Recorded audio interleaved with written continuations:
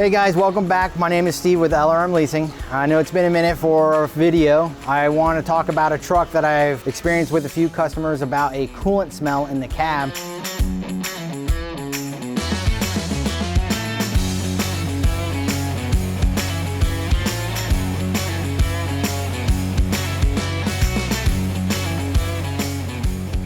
They've taken it to a few other shops and they couldn't find any external leak, and usually it would be like the heater core, but then they would walk away because they don't see the usual suspects like dampness around the floor, or even where it's actually leaking on the ground outside, seeing a little bit of red coolant. The thing is that they are pretty much correct about being a heater core. They just had to go a little bit more into it by removing the dash and then removing the panel, and you'll see that it's actually puddling inside, and it actually is the heater core. So a lot of drivers have left the shop thinking everything's fine, but still has that odor smell of coolant being in the cab. So what we normally do is you should always pressurize your system, and if it starts leaking, then you know that you have a leak somewhere. So that's what we normally do, is we do a pressure test. And once the air starts leaking down, or the pressure starts leaking down on the gauge, we know that we have a leak somewhere. I gotta say, we just like to hunt for things. So we checked all the normal suspects when we don't see anything outside, you know, the EGR cooler, but we did go by what the customer said about a smell. So we tore the dash apart, and we'll find it puddling inside the actual AC box of coolant. That's where we would find the problem.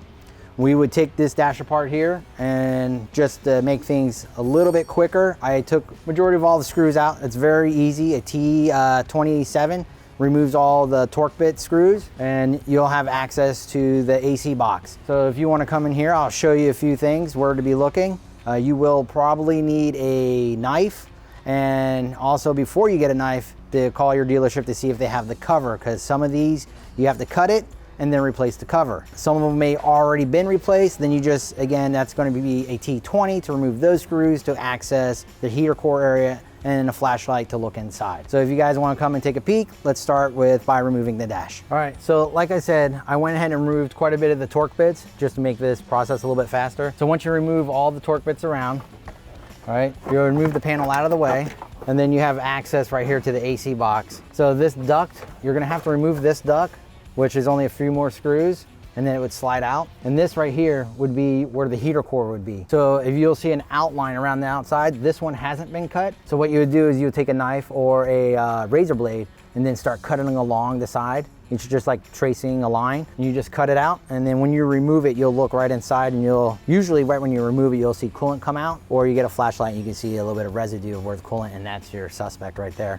And then the whole process of draining the coolant. And then once you drain it out, you just literally disconnect two hoses on the side, and it just slides right out. It's very simple. All right guys, so once you figured out that the heater core is leaking, if you leave it unattended, you're gonna still get the smell. Coolant will definitely be still draining, which will throw a warning light on the dash and spending money on a coolant, or even worse, being where you're low on coolant and the truck turns off and you're in the middle of nowhere for a road call or a tow. So I know that times are tough and money's tight. There is a little trick that you guys could do with a pair of vice grips just in the meantime to get the truck rolling, where you can clamp off a few hoses and do the repair later down the road and keep making those deliveries. And I can show you a little trick. Like I said, you would need two vice grips. I'll show you where we can clamp it off and then top it off with coolant, and then keep trucking until you have a better time for the repair, which would save you some time and some money, and it's not something that's urgently you have to fix right away. All right guys, the tip that I want to show you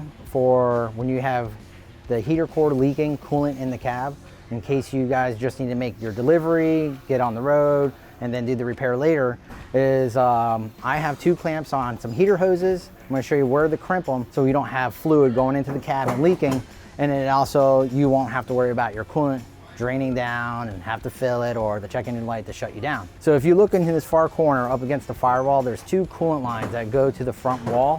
When you see those, that's where you want to pinch onto the rubber, not the metal, but the rubber line, and just have a nice firm grip on it, not to split the hose. Remember, just enough to snug it. Sometimes with a napkin or a towel that you may have, put it over, considering you have vice grips. What you see here, I actually have clamps for hoses, but vice grips will work.